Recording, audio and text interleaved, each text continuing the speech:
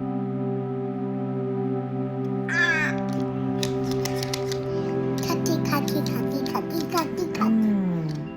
a new haircut. Nice. Okay. I'm Ashley Smith.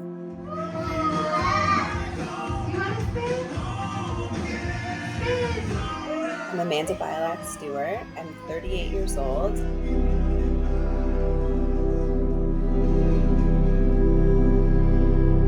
The doctor calls me and says, there's some cells of concern. That was his exact words. And I remember saying to him, is it possible that this is going to be cancer? And he said, yes. And I said to myself, there's no way this can be cancer. Like, there's just no way.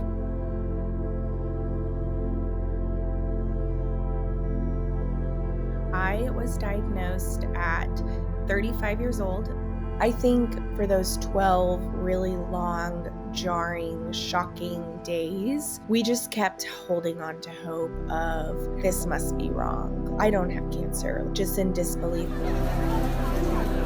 Amanda, prior to diagnosis, I was a runner, I worked out, I lived my best life from like 30 to 36. It was incredible. And then the big transition of diagnosis and life change happened because in February of 2022, I surprisingly got pregnant. It turned out to be twins. And then 10 days after I delivered the twins, I was diagnosed with lung cancer.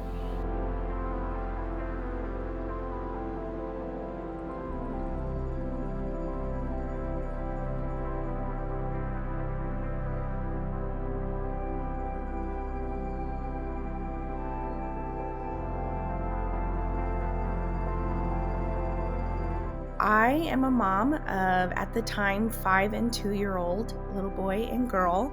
Some of my hobbies are outside going on nature trails and hiking, working out with a personal trainer and weightlifting, all up until the day the pain started. You don't need to smoke. It doesn't matter how active you are, how healthy you are. Your only prerequisite for getting lung cancer is having lungs.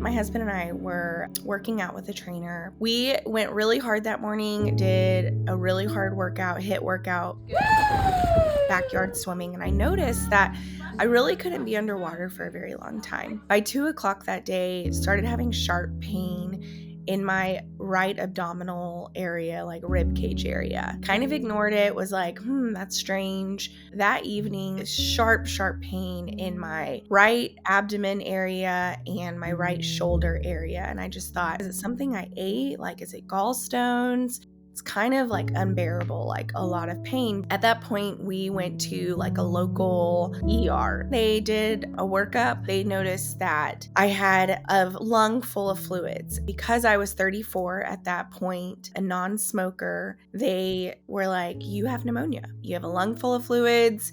They sent me home with literally 12 prescriptions. My first experience with any symptoms was in November of 2021. It was a breathing episode that I had overnight, and we still to this day aren't very sure what it was related to because it just felt like it felt like all of a sudden I couldn't breathe. It lasted for about 20 seconds and it was very scary. And I went to my doctor and they did a chest x-ray and a breathing test and everything came back fine. And she said to me, you're 35, we can do more diagnostic testing, but the truth is it was probably just some crazy fluke that happened.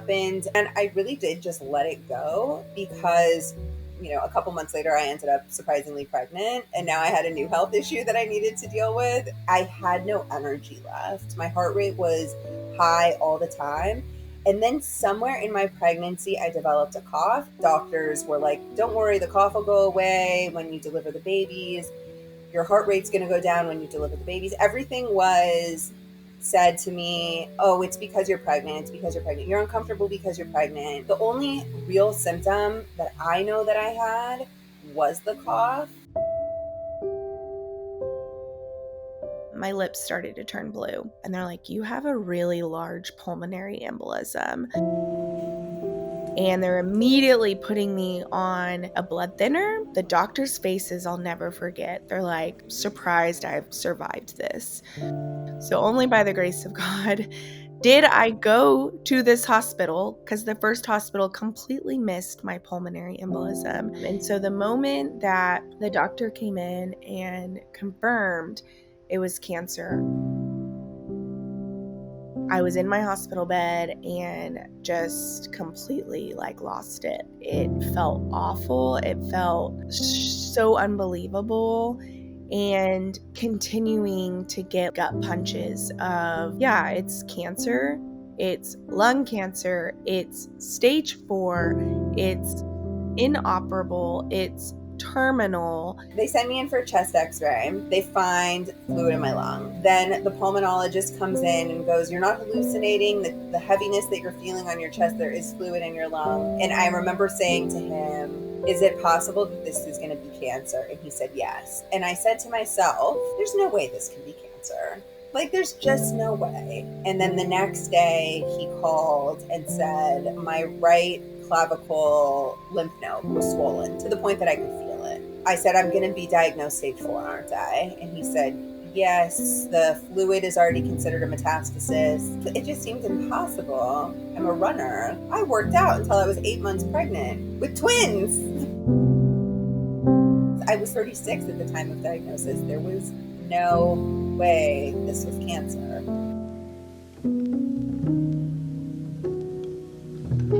Where this has impacted me most is my kids.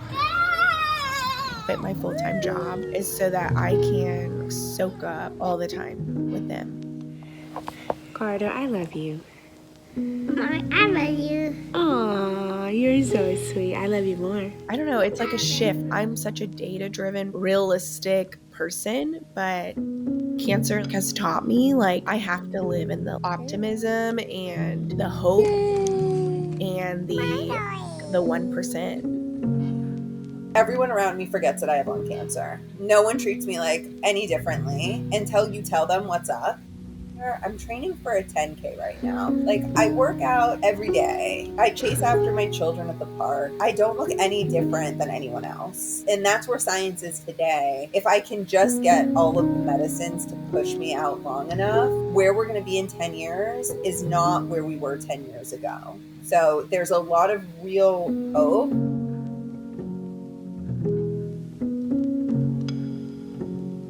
Hope is the only way that I know how to be. I'm a glass half full optimist all the time. I try to find a good balance between the hope of science and medicine and the reality of my situation. And the amount of research going on in lung cancer is amazing and hopeful and incredible. Definitely have hope.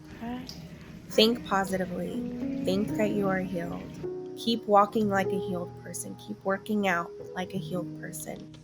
Doing life like you are healed. Advocate for yourself. Don't just trust one doctor. You get as many eyes on the glass. Your life is worth it.